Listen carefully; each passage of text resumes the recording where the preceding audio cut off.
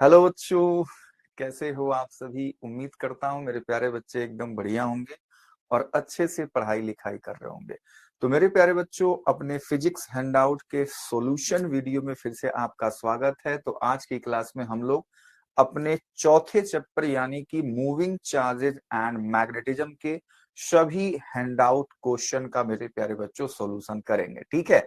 मैं उम्मीद करता हूं कि मेरे प्यारे बच्चे हैंडआउट में डाले गए सभी क्वेश्चनों को अच्छे से देख रहे होंगे, अच्छे से उसको समझ रहे होंगे, क्योंकि ये क्वेश्चन मेरे प्यारे बच्चों आपके बोर्ड एग्जाम के लिए बहुत ही इंपॉर्टेंट है। जब आप एग्जाम हॉल में बैठोगे तो मेरे प्यारे बच्चों क्वेश्चन को देखते ही आपको अपने हैंडआउट की याद जरूर आएगी। ठीक है।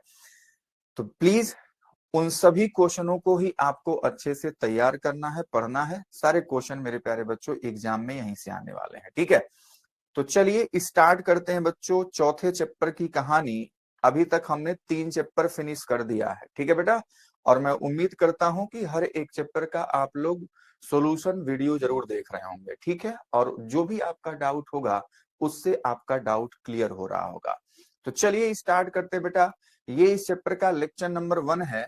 और आपको पता होना चाहिए कि लेक्चर नंबर 1 में हम लोग क्या करते हैं बेटा, एमसीक्यू और वेरी शॉर्ट क्वेश्चन का डिस्कशन किया जाता है। ठीक है। तो चलिए लेक्चर नंबर 1 में बेटा आज की क्लास में हम लोग बात करेंगे ऑब्जेक्टिव और वेरी शॉर्ट क्वेश्चन की। ठीक है। ये आपके हैंडआउट में इस चैप्टर की पूरी कहानी है। टोटल मेरे प्यारे बच्चों हमने एमसीक्यू में 25 क्वेश्चन, वेरी शॉर्ट में 5 क्वेश्चन और शॉर्ट क्वेश्चन में 3 और लॉन्ग मेरे प्यारे बच्चों 6 क्वेश्चन डाला है। कुल मिलाकर टोटल मेरे प्यारे बच्चों कितने क्वेश्चन है हमारे पास? 39 है। ठीक है।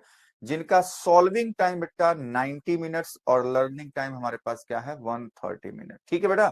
तो ये इस पूरे चैप्टर की कहानी है कि टोटल 39 क्वेश्चन है, जिसमें से आज की क्लास में हम केवल और केवल ये 25 + 5 यानी कि 30 क्वेश्चन की बातचीत करेंगे। ठीक है। लेक्चर नंबर 2 में ये 3 शॉर्ट क्वेश्चन और 6 लॉन्ग क्वेश्चन की बातचीत होगी। ठीक है। चलो स्टार्ट करते हैं बेटा पहले क्वेश्चन से।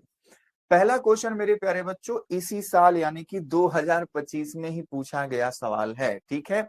आपसे कहा जा रहा है बेटा कि 5 tesla magnetic field would be equals to, जल्दी बता दो कि 5 टेस्ला वाला चुंबकीय क्षेत्र बराबर होगा।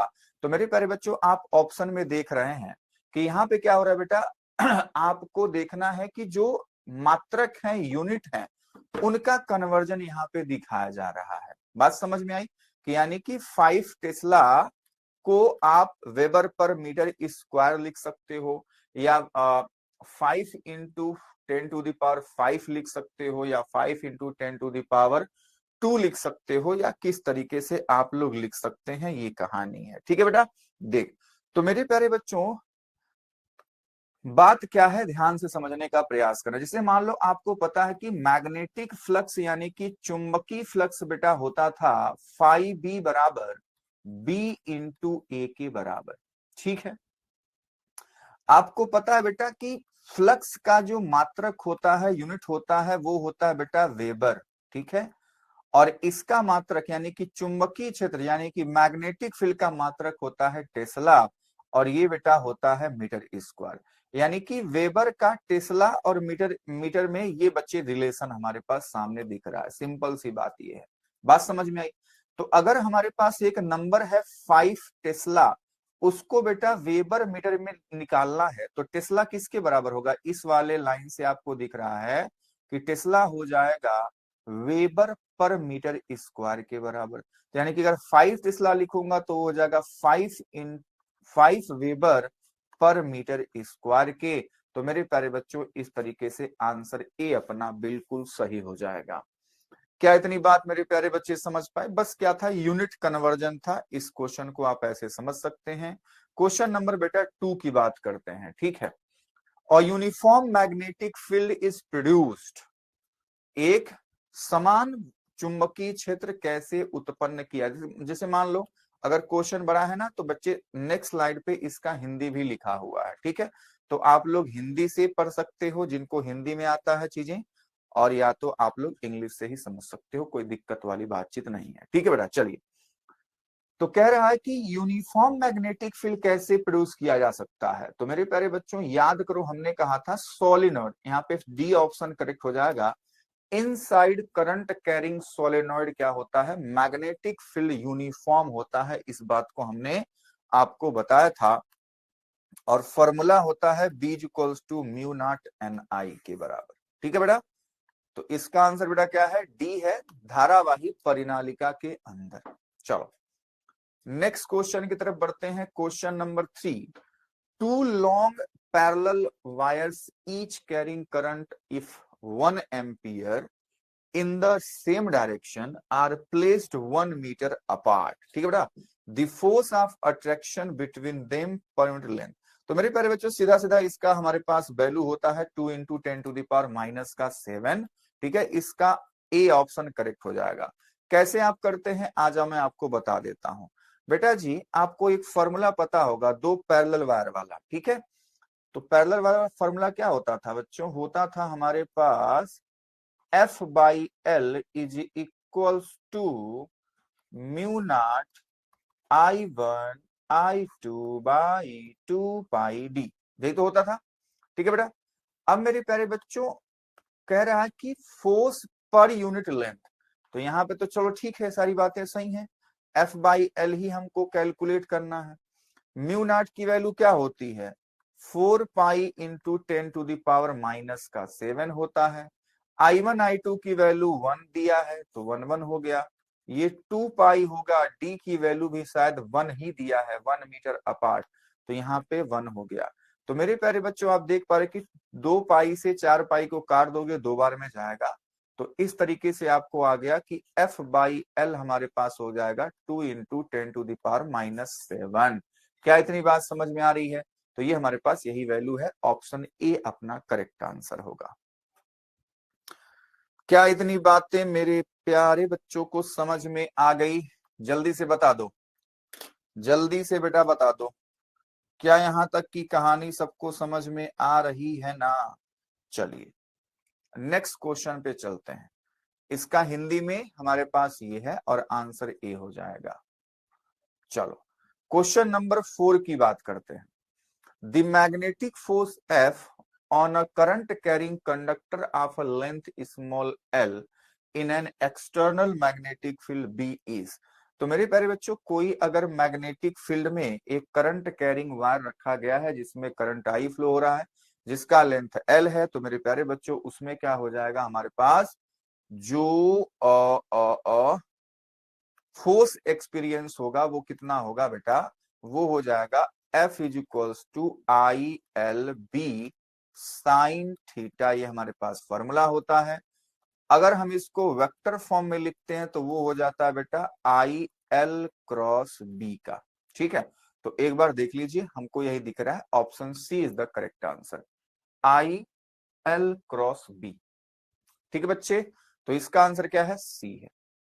सेम क्वेश्चन बच्चे हिंदी में यहाँ पे है, इसका आंसर क्या होगा, सी होगा। ठीक है, समझ पा रहे हो? तो कोई दिक्कत परेशानी नहीं होनी चाहिए। अगला क्वेश्चन है बेटा, डायमेंशन ऑफ परमिबिलिटी यानी कि चुंबकशीलता की आपको बेटा क्या बतानी है, डायमेंशन बतानी है। चलो तो सबसे आसान फॉर्मूला मैंने आपको बताया था इसके लिए बेटा, किसका, म्यू नॉट एन आई। ठीक है, म्यू नॉट एन आई फॉर्मूला होता है किसके लिए, सोलेनॉइड यानी कि परिनालिका के लिए। तो हमको म्यू नॉट का बच्चे क्या चाहिए, वीमा चाहिए, चाहे म्यू को चाहे म्यू नॉट को, बातें सेम है। ठीक है बेटा, तो यहाँ पे हम लोग क्या लिख सकते हैं, बी बटे एन इंटू आई। अच्छा जो एन होता है वो मेरे प्यारे बच्चों होता है कुछ इस तरीके से, एन बाई एल के बराबर, और ये आई, तो ये एल कूद के बेटा ऊपर चला जाता है। क्या इतनी बात मेरे प्यारे बच्चों समझ में आ रही है? तो ये हो जाएगा म्यू नॉट हो जाएगा बी एल बटे एन आई का। तो हमको अब वीमा निकालना स्टार्ट करना है, तो हमको एन से मतलब ही नहीं है, एन की तो कोई वीमा ही नहीं होती। ठीक है, क्योंकि नंबर है। तो बी की वीमा आपको पता होना चाहिए बेटा, बी की बीमा क्या होती है, तो मेरे प्यारे बच्चों को याद होना चाहिए कि बी की बीमा होती है एम टी माइनस टू ए माइनस वन। ठीक है, कैसे याद नहीं करेंगे, देखो इस फॉर्मूले को मैंने बताया था, F बराबर ILB साइन थीटा, या केवल ऐसे ही। तो यहां से B का आप बीमा बड़े आराम से निकाल सकते हो, F/IL। ठीक है, तो ये बच्चों B की बीमा निकालने का सबसे आसान सूत्र मैंने आपको बताया था, या वही QVB वाले फॉर्मूले से भी निकाल सकते हो। ठीक है, तो चुंबकीय क्षेत्र यानी कि मैग्नेटिक फील्ड निकालने के लिए आप ऐसे निकाल सकते हैं या उसको याद कर सकते हैं। ठीक है, फिर उसके बाद बेटा यहाँ पे क्या है हमारे पास ये L है, और N से हमको कोई मतलब नहीं है, ये हो जाएगा A। ठीक है, तो म्यू नॉट का हमारे पास जो वैल्यू हो जाए, मतलब डायमेंशन हो जाएगा, वो हो जाएगा ML T-2। ये A कूद के ऊपर जाएगा तो मेरे प्यारे बच्चों ये जाएगा A पे -2। ठीक है, तो ये हो जाएगा A पे -2। तो ML T-2 A-2 कहाँ है? ML T-2 A-2, यानी कि A ऑप्शन एकदम करेक्ट आंसर है। ठीक है बेटा, चलिए नेक्स्ट क्वेश्चन की तरफ बढ़ते हैं मेरे प्यारे बच्चों। Question number 6। The magnetic field B at the center of a current carrying a circular loop of radius R is, बताओ जल्दी से। The magnetic field B at the center of current carrying circular loop of the radius R। अगर कोई current carrying circular loop है जिसका radius R है, तो उसके सेंटर पे मैग्नेटिक फील्ड क्या होता था? ठीक है बेटा, ये हमारे पास, अरे ये तो हम बना रहे थे स्क्वायर, यहाँ पे हमको बनाना है करंट कैरिंग सर्कुलर लूप। ठीक है बेटा, और इसमें मान लो ये करंट ऐसे फ्लो रही है, इसका सेंटर है O और इसकी रेडियस बेटा क्या है? R है। ठीक है, तो इसके सेंटर पे मैग्नेटिक फील्ड का जो फॉर्मूला होता है वो मेरे प्यारे बच्चों क्या होता है? वो होता है B0 is equals to mu naught I/2R के बराबर। यानी कि यहाँ पे आपको दिख रहा है कि मैग्नेटिक फील्ड इनवर्सली प्रोपोर्शनल है R के, तो इसका B ऑप्शन बिल्कुल करेक्ट आंसर हो जाएगा। जल्दी बताओ हाँ या ना। ठीक है बच्चों, बिल्कुल सही बात। चलिए, इसी का हिंदी है मेरे प्यारे बच्चों, तो इसका आंसर हो जाएगा बी के व्युत्क्रमानुपाती। चलो question number 7। A moving charge particle experiences no force while moving through uniform magnetic field। अगर कोई मूविंग चार्ज पार्टिकल किसी मैग्नेटिक फील्ड में बच्चों मूव कर रहा है और अपने ऊपर कोई भी फोर्स का एक्सपीरियंस नहीं करता है, तो ये कब होगा? तो ऑप्शन है if charge particle moves perpendicular to the magnetic field. ना जी ना, देख फॉर्मूला कैसे लगाएंगे, देखो। जब कोई चार्ज पार्टिकल किसी मैग्नेटिक फील्ड मूव करता है तो उसके ऊपर फोर्स लगता है F is equals to QVB sine theta. ठीक है बेटा, QVB साइन थीटा। तो यहाँ पे तो Q है, चलो जी, वेलोसिटी भी है, मैग्नेटिक फील्ड भी है। अब सारा मामला किसका है बेटा? इसी साइन थीटा का। अगर ये साइन थीटा 1 हो जाएगा तो फोर्स मैक्सिमम हो जाएगा, अगर यही साइन थीटा 0 हो जाएगा तो फोर्स 0 हो जाएगा। तो अब ये साइन थीटा 0 कब होगा? जब मेरे प्यारे बच्चों थीटा की वैल्यू क्या हो जाए? 0 डिग्री। तो मेरे प्यारे बच्चों ये साइन थीटा क्या हो जाएगा? 0। और मेरे प्यारे बच्चों इस कंडीशन में फोर्स भी 0 हो जाएगा। तो इसका मतलब क्या हुआ कि जो चार्ज पार्टिकल है वो मैग्नेटिक फील्ड के पैरेलल मूव करेगा, तब ऐसा होगा। ठीक है बेटा, तो चलिए ऑप्शन पढ़ते हैं। If charge particle move perpendicular, ना जी ना। If charge particle moves parallel to the magnetic field, तो option B is the correct answer. इस क्वेश्चन का आंसर बेटा क्या है? बी ऑप्शन एकदम करेक्ट आंसर है। समझ पाए? चलिए अगला क्वेश्चन, मतलब उसी का हमारे पास है, समांतर गति करता है, यानी कि बी ऑप्शन करेक्ट है। चलिए क्वेश्चन नंबर 8 की बात करते हैं। If the number of turns in a moving coil galvanometer is increase its sensitivity. इसके सेंसिटिविटी के साथ बेटा क्या होगा? अगर किसी मूविंग कॉइल गैल्वेनोमीटर क्या नंबर ऑफ टर्न्स इंक्रीज कर दिया जाए तो बेटा सेंसिटिविटी बढ़ जाती है, हमने सीखा है। ठीक है, सेंसिटिविटी मेरे प्यारे बच्चों नंबर ऑफ टर्न्स के साथ क्या होती है? इंक्रीज होती है। ठीक है, तो इसका आंसर मेरे प्यारे बच्चों क्या हो जाएगा? ए ऑप्शन करेक्ट हो जाएगा। चलिए क्वेश्चन नंबर इसी यही का है और इसका आंसर है ए। क्वेश्चन नंबर 9 की बात करते हैं। According to Biot Savart law, magnetic field at a point due to current carrying elements depends upon distance of the point from the element is। तो बेटा हमारे पास जो बायो-सेवर्ट का फॉर्मूला था कि magnetic field element dB is equals to mu naught by 4 pi I DL sine theta by R square.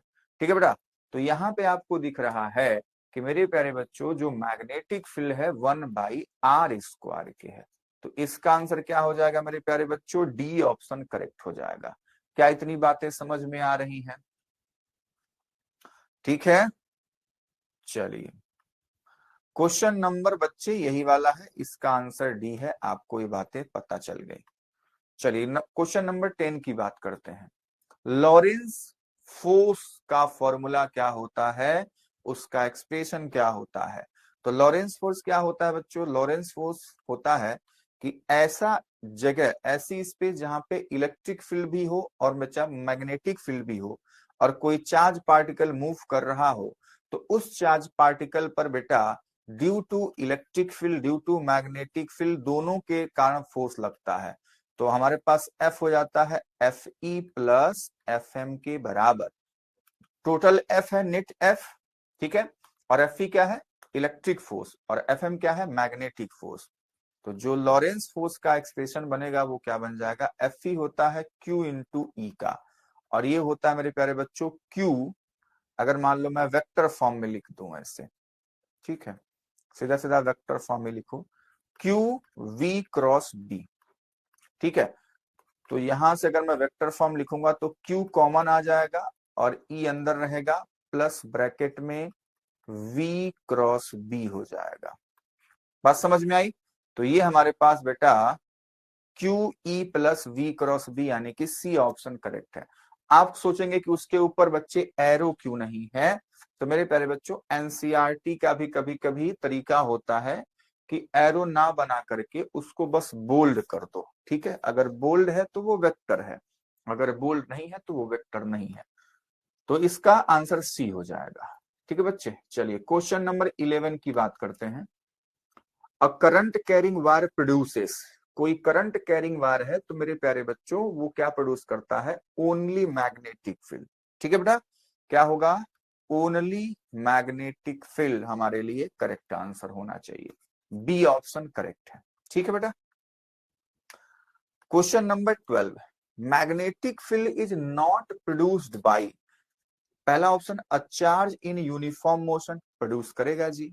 Charge at rest, तो यहां से मेरे प्यारे बच्चों मैग्नेटिक फील्ड प्रोड्यूस नहीं होगी। जब चार्ज रेस्ट में हो जाएगा तो वो मैग्नेटिक फील्ड को प्रोड्यूस नहीं करता है। ठीक है बेटा, तो इसका आंसर क्या हो जाएगा? विराम अवस्था में आवेश। ठीक है बेटा, चलो क्वेश्चन नंबर 13 की बात करते हैं। A current carrying coil acts as a magnetic dipole if area of a coil is capital A and magnetic moment is capital M, then current flowing through the coil is। तो मेरे प्यारे बच्चों देखो, हमने कहा था कि कोई करंट कैरिंग क्वाइल भी क्या होता है बेटा? मैग्नेट की तरह बिहेव करता है। अगर मान लो ये क्वाइल है बेटा, इसका ये सेंटर है और करंट उसमें ऐसे फ्लो हो रही है आई, ठीक है बेटा, ये इसका सेंटर O है। तो मेरे प्यारे बच्चों इसका एक फेस क्या होगा? N पोल बनेगा, एक फेस इसका S पोल बनेगा। जैसे मान लो हम लोग ऐसे देख रहे हैं तो ये बच्चों क्लॉकवाइज है ना, तो मेरे प्यारे बच्चों जब ये क्लॉकवाइज होगा तो ये हमारे लिए क्या है? S वाला फेस है, और इसके अपोजिट वाला N वाला फेस हो जाएगा। बात समझ में आई कि जब क्लॉकवाइज करंट होती है हमारे लिए, जब जिस फेस को हम देख रहे हैं तो वो फेस हमारे लिए S पोल के जैसा काम करता है, और मेरे प्यारे बच्चों उसका जो अपोजिट होगा वो N पोल हो जाएगा। तो इस करंट कैरिंग लूप का मैग्नेटिक डाइपोल मोमेंट हम लोग कैसे लिखते थे? तो मेरे प्यारे बच्चों हम लोग लिखते थे M is equals to I into A के बराबर। आई क्या है? करंट है, ए इसका क्या है? लूप का एरिया है। तो इसमें कह रहा है कि current flowing through the coil, तो आई की वैल्यू क्या हो जाएगी, एम बाई ए हो जाएगी। अब यही ढूंढ लो एम बाई ए कहाँ है, ए ऑप्शन करेक्ट हो जाएगा। क्या इतनी बातें मेरे प्यारे बच्चों को समझ में आ गई? ठीक है, तो इस तरीके से क्वेश्चन नंबर 13 का आंसर क्या है, ए है। चलिए question number 14, a moving charge produces, कोई चार्ज अगर मोशन में है तो बेटा वो इलेक्ट्रिक फील्ड के साथ साथ मैग्नेटिक फील्ड भी क्या करता है, प्रोड्यूस करता है। ठीक है, तो इसका आंसर मेरे प्यारे बच्चों क्या हो जाएगा, विद्युत और चुंबकीय क्षेत्र दोनों। चलो क्वेश्चन नंबर 15 की बात करते हैं। When a current is made to flow through a conductor, then it produces। देखो बच्चे वही वायर वाली ही कहानी है। ठीक है, जब किसी कंडक्टर में बेटा करंट फ्लो होती है तो वो मेरे प्यारे बच्चों केवल और केवल मैग्नेटिक फील्ड प्रोड्यूस करता है। ठीक है, बात समझ में आई? तो इसका आंसर बेटा क्या हो जाएगा, बी आंसर करेक्ट हो जाएगा। क्वेश्चन नंबर 16, क्वेश्चन नंबर 16 आ जाओ। I ampere current is flowing through a wire of length L. It is placed parallel to uniform magnetic field. The work on it will be, देख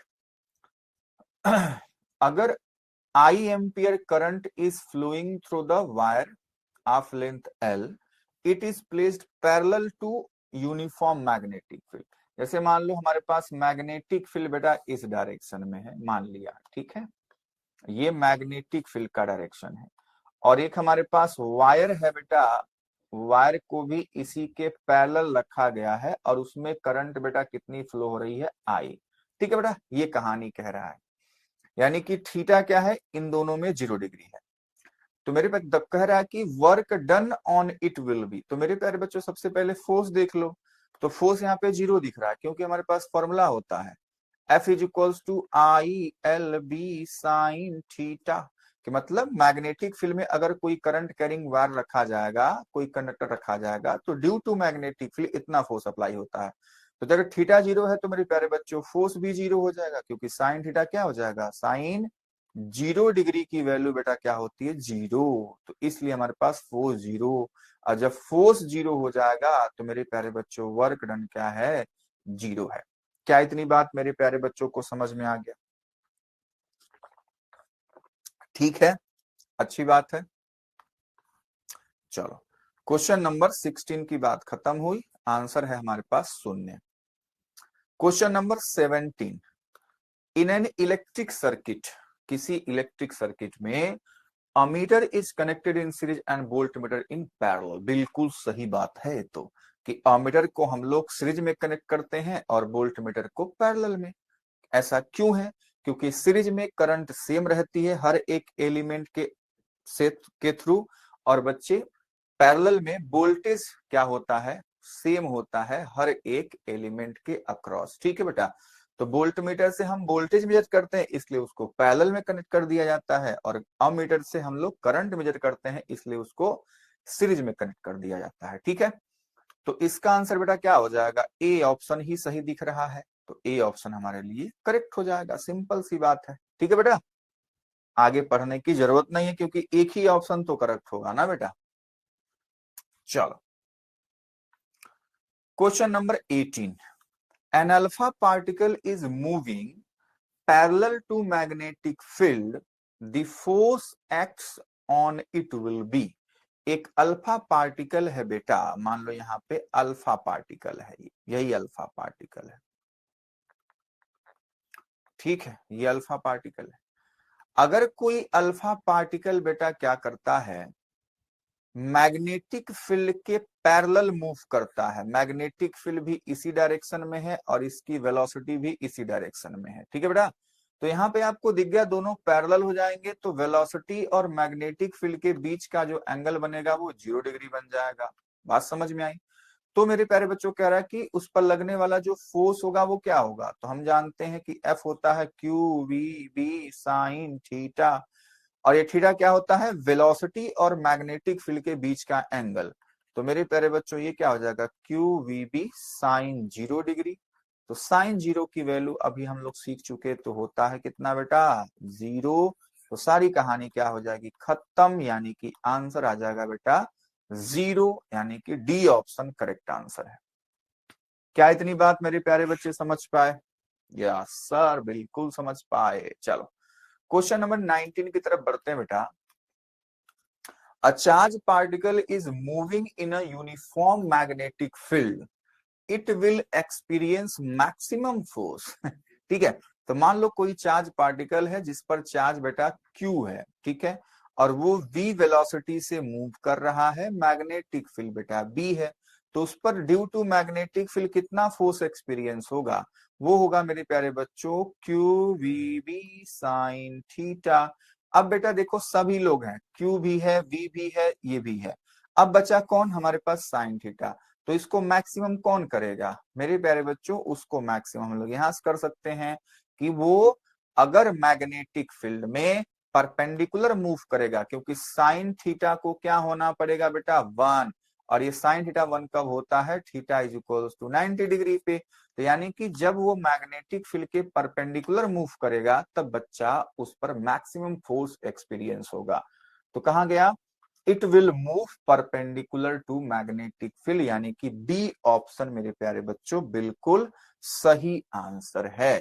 ठीक है बेटा, कि जब वह चुंबकीय क्षेत्र के लंबवत गति करेगा तब ये कहानी होगी। चलो क्वेश्चन नंबर 20 की बात करते हैं बच्चों।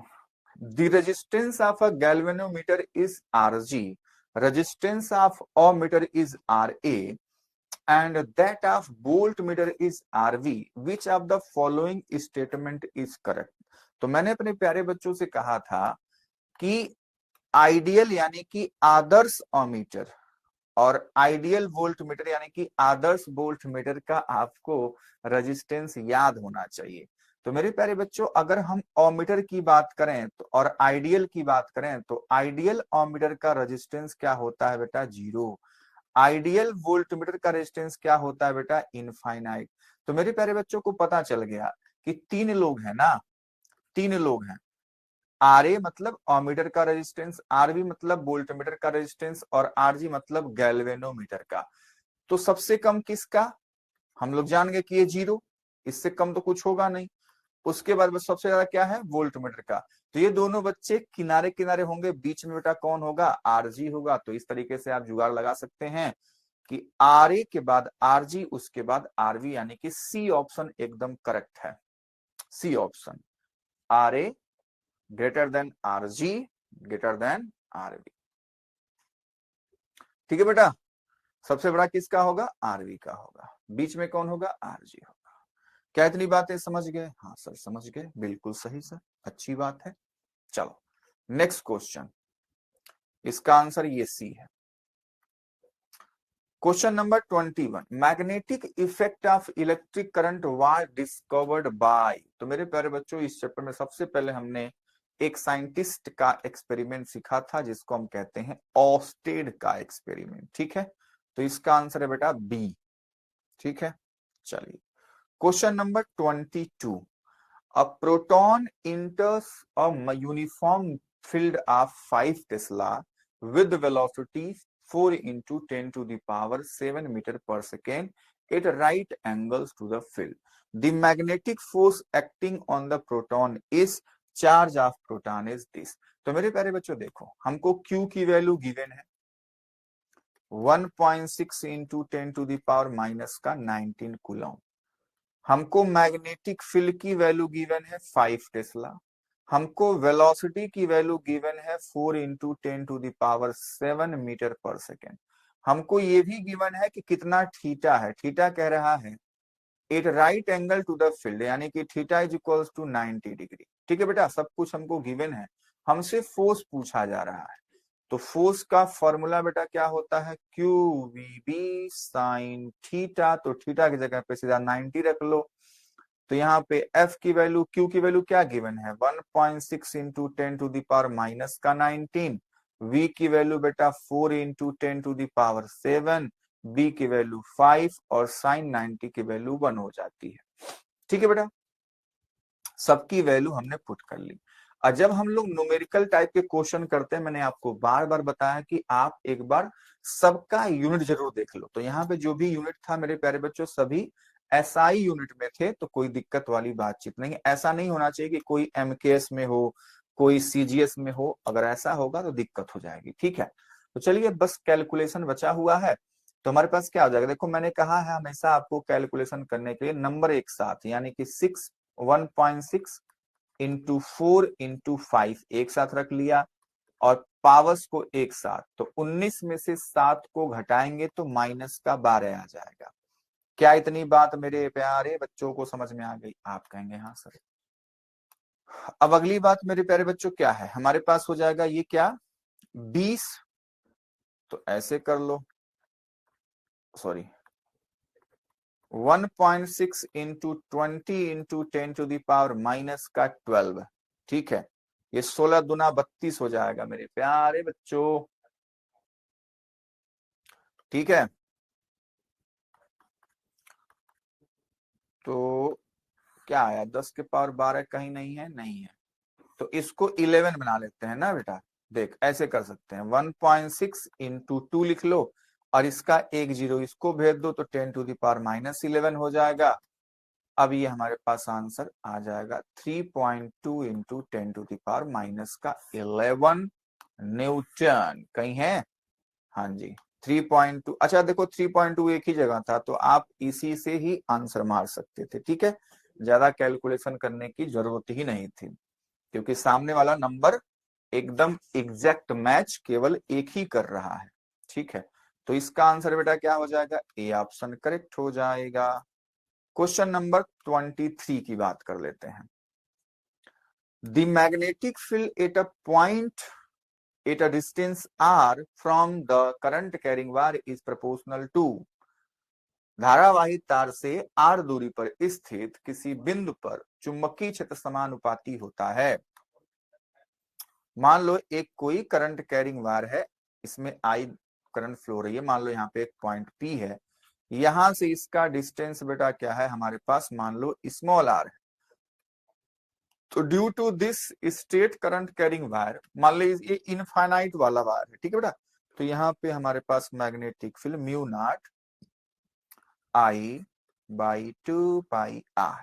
ठीक है बेटा, ये हमारे पास फॉर्मूला होता है, म्यू नॉट I/2πr। ठीक है, तो 1/r हमारे पास इसका सही आंसर हो जाएगा। Option C is the correct answer. बात समझ में आई? क्योंकि यहाँ पे हमको दिख रहा है कि मैग्नेटिक फील्ड आर के रेसिप्रोकल है। चलो, तो मेरे प्यारे बच्चों हमारे पास क्या है, which of the following equation represents Biot Savart law. Biot Savart law बेटा क्या होता था, देखो dB is equals to mu naught I dl sine theta by R square. कहीं दिख रहा है? नहीं दिख रहा है सर, यहाँ पे आई नहीं है बी वाले में। ठीक है, तो कोई बात नहीं। फिर इसका वेक्टर फॉर्म भी कुछ होता था, हाँ जी, dB vector is equals to mu naught I, इसको क्या लिखते थे, dl cross r, dl cross r by R cube. ये हमारे पास फॉर्मूला होता है। अब मैच करो, म्यू नॉट बाई 4 पाई नीचे होता है। ठीक है, तो mu naught by 4 pi I dl cross r by R cube, यानी कि डी ऑप्शन करेक्ट दिख रहा है। बात समझ में आई? डी ऑप्शन एकदम करेक्ट दिख रहा है मेरे प्यारे बच्चों। चलिए, क्वेश्चन नंबर 24 का हिंदी वही है, और ऑप्शन डी हमारे पास करेक्ट आंसर है। Question number 25, when the ammeter is shunted its measure range. क्या होता है, जब बच्चे अमीटर को शंट किया जाता है तो उसका जो बच्चे मेजर रेंज होता है वो इंक्रीज हो जाता है। ठीक है, तो इसका ऑप्शन बेटा क्या हो जाएगा,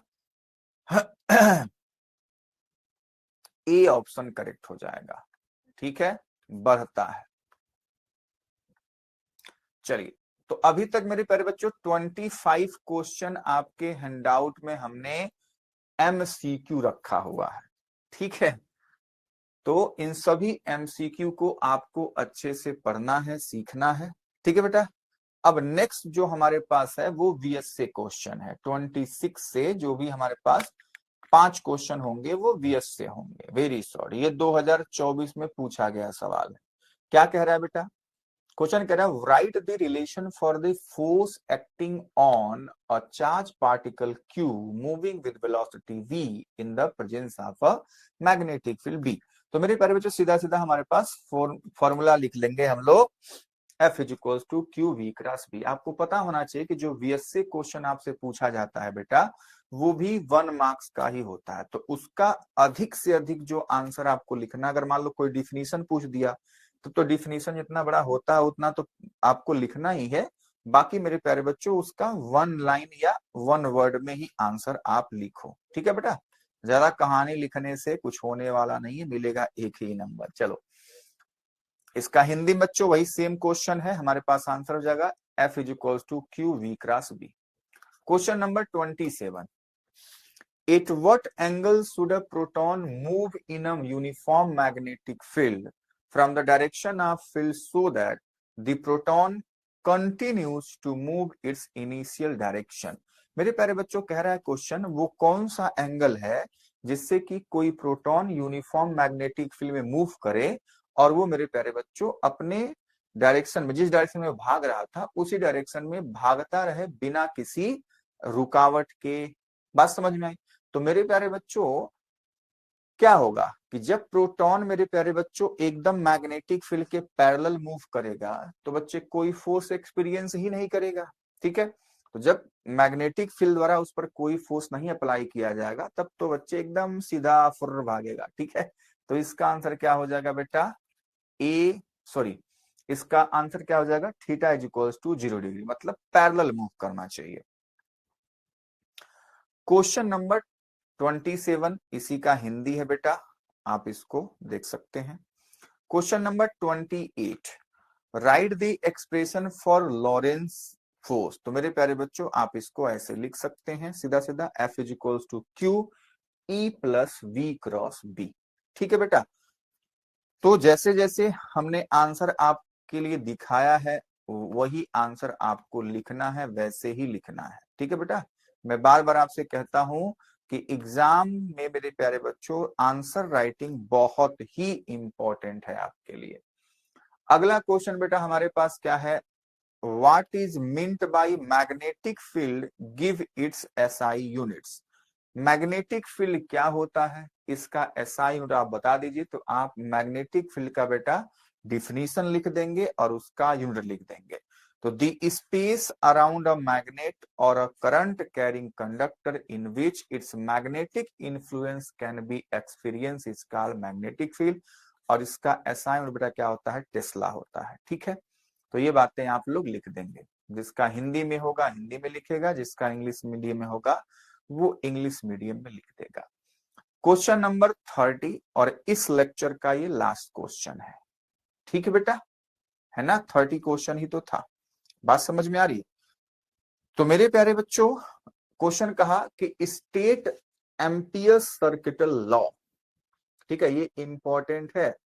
आप देख पा रहे हो कि 14-15 में पूछा गया है, लेकिन इंपॉर्टेंट हमारे पास ये लॉ है। तो एम्पियर सर्किटल लॉ का बच्चे आप लिख देंगे, उसका फॉर्मूला लिख देंगे, ठीक है।